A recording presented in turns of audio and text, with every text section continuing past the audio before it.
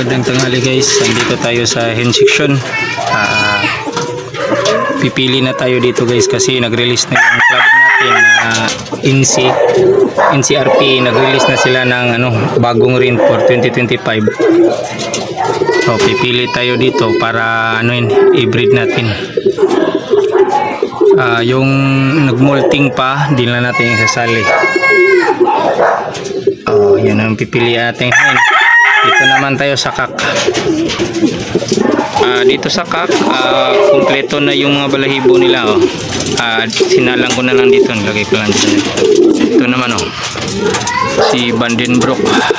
Sama natin sa breeding toilet. Sa pinakauli si wanted line.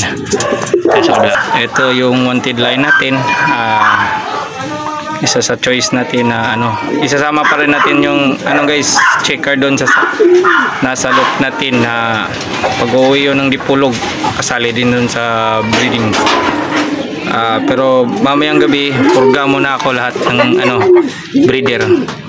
Mga isang linggo galing sa purga, breeding na tayo guys.